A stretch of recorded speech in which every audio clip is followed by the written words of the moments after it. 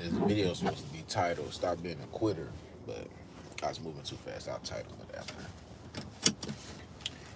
But I decided to make this video because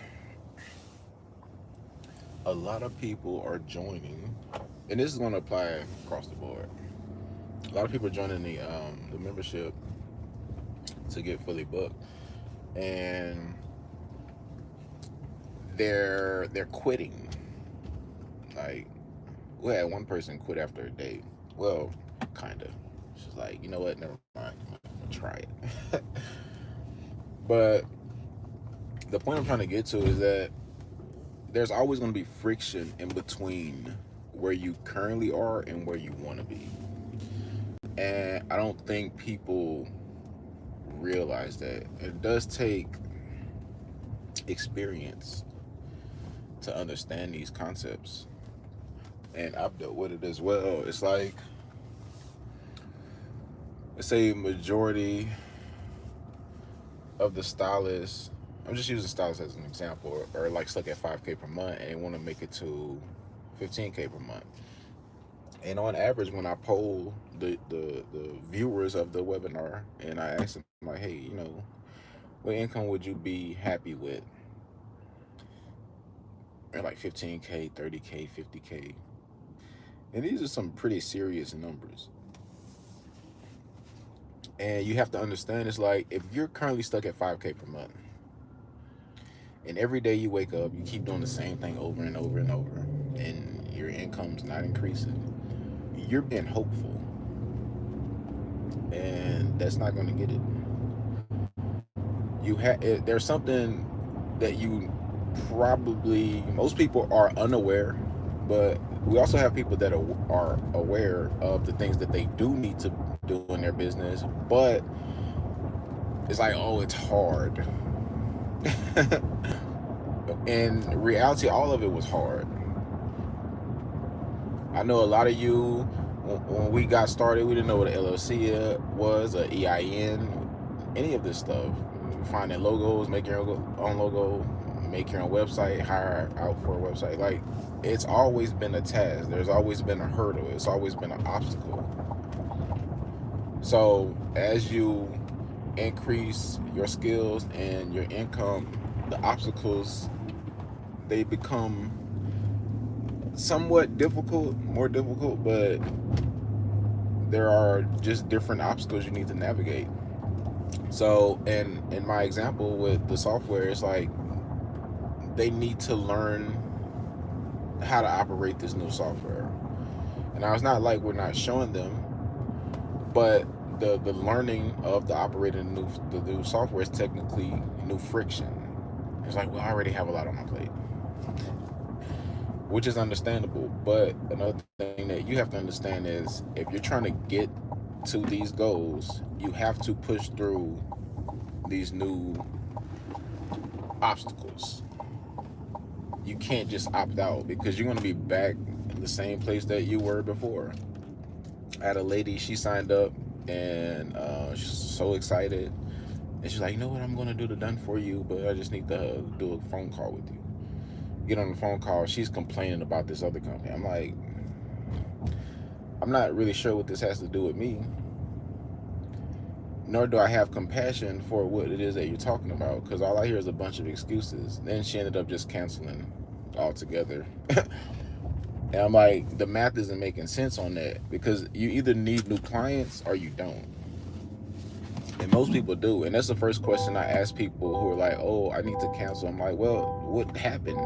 Do you need new clients, or you do not need new clients? It's like, yeah, I do, but I don't have the time right now. So that's a priority issue. Because if you need clients, like literally like need, that means you need money.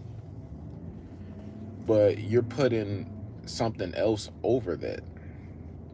Because we all have time. And if we don't have time, we have money to get someone else to do it for us. But we can't play the game where we're like, we don't have both. I don't have the time to do this and I don't have money. That means you have a priority issue. And it was so funny ain't nobody playing pickleball today. It was so funny because the lady was like, and it just proves my point. She's like, well, I have a real estate business to tend to, and this and that. I'm like, none of this stuff is gonna work. You're trying to juggle too much, and none of it's even doing anything. It's all a waste of time. So, and that's always the case. I talk to a lot of stylists, and they're like, oh, well, I have like three like that. It's not cute to have multiple businesses. I don't know why.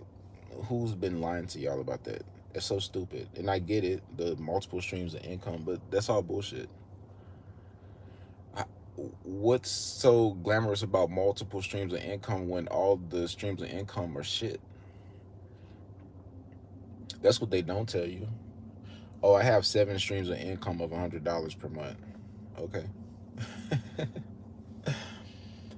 When in reality, you just need to pick a number. And what I mean by that is some of you have money goals in mind.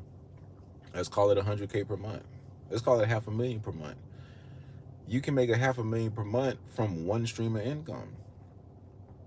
The issue is most people are just low skilled. And this is what happens. They start a business. The skills that they currently possess allows them to typically generate, let's say, anywhere from $1,000 to $3,000 per month. And they get stuck there.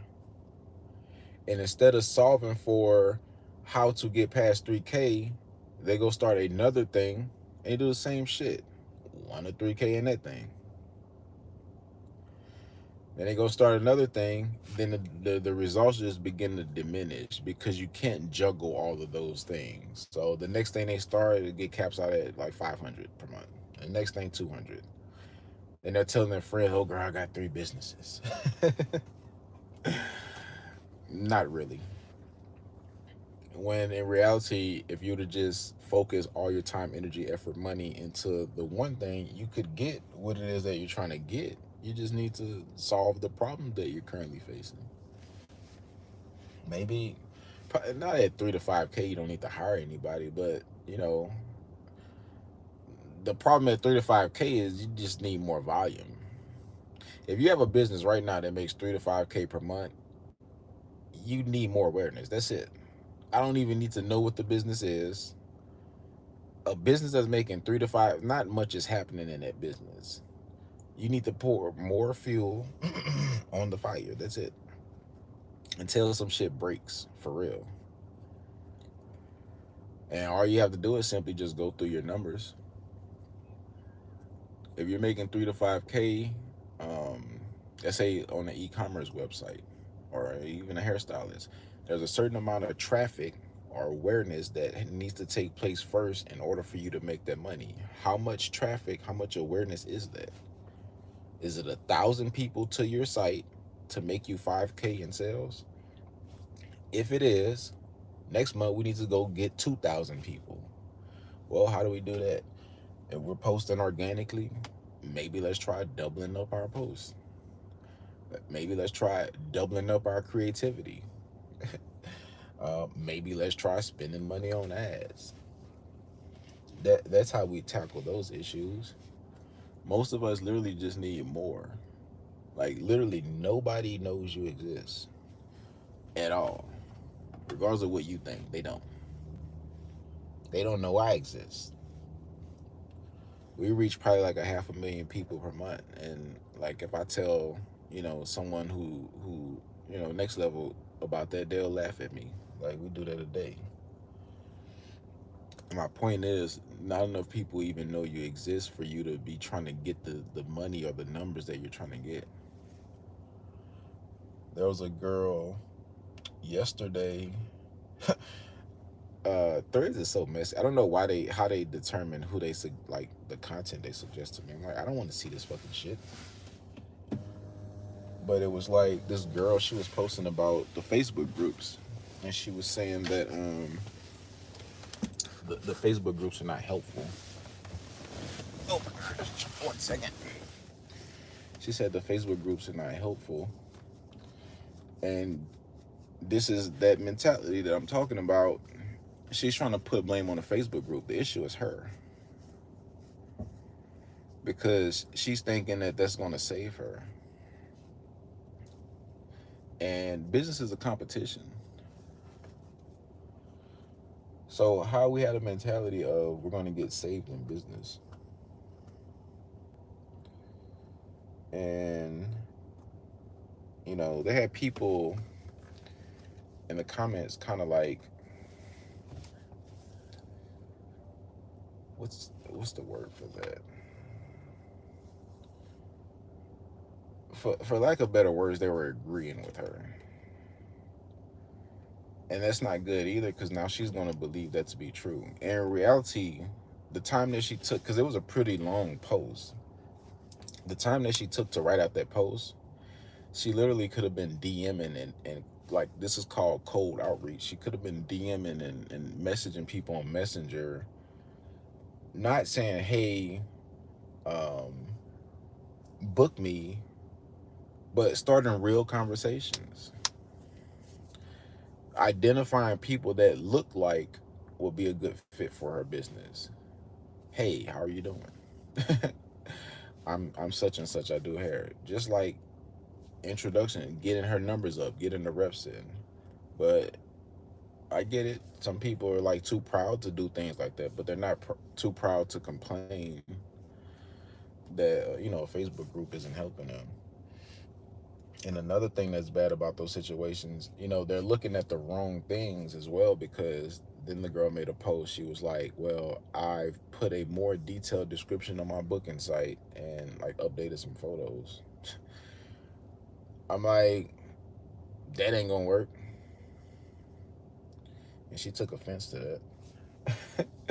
And my point was, you're changing things that you haven't even measured. What if it was never your booking site? But the fact that you don't know that, you're sitting here changing things and hoping that this will fix something in your business. It's like your engine being broken in your car and you change the tires, and you never thought to, well, maybe it was the engine. Because in reality, and this is what I asked her, I'm like, well, do you know, for the previous month, right now we're in October, so in September, how many people visited your booking site? And out of the people that visited your booking site, how many people turned into a booked appointment? That will allow her to know the conversion rate of her booking site. By her knowing this number, that lets her know, hey, if I need double the bookings, I need to go double the traffic. Okay, now we're starting to like move backwards and actually start to solve some problems. Well, where the fuck do I get traffic from? Is it the Facebook groups? Is it me posting in my feed? Wherever the traffic is coming from, I need to go double down on that if I want to double my bookings. She may have changed something on her booking site that would literally cause her to get less bookings. Maybe her booking site was just perfect as it is.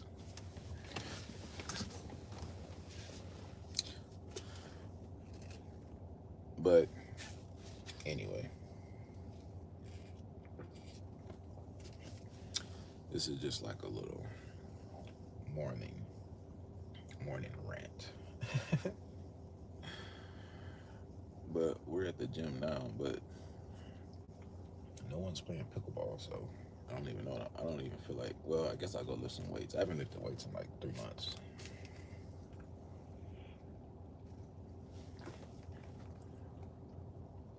But yeah, the whole entire point of this live was about quitting. So when shit gets tough, like, just keep pushing through. Shit's only tough in the moment because we lack awareness and we lack skills. But as you work and dig and work and dig some more, you'll begin to realize and understand. The other thing is your surroundings. For example, that girl, her surroundings is of people like her. You're going to get stuck there. You need to identify people that are doing either better than you are doing um are living the life that you would like to live and try to get as close as possible, even if you have to pay. And when I say pay, maybe these people offer mentorship or coaching or whatever the case, or try to reverse engineer what you can reverse engineer from afar. But you need to get in close proximity to people that are doing what you want to do. When you hang with the bottoms, you deal with the bottom shit. Nobody want to. Well, some people do want to deal with that shit. I don't. I rather have rich people problems than poor people problems. It's still problems, but all day, every day, I'll take a rich person's problem. I'm not rich, by the way, but I would gladly accept rich people problems. It's so funny because I'll hear people talking and they'll be like, um, I don't want to get rich because taxes. Like, it's so stupid. Whatever that even means, because taxes. But it's like, when you're poor, you don't have money. So, I don't know, just pay the taxes, I guess. Or don't.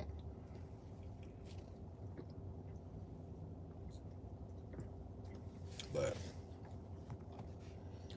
enough of that. I'll go ahead and wrap this one up. Talk to y'all soon.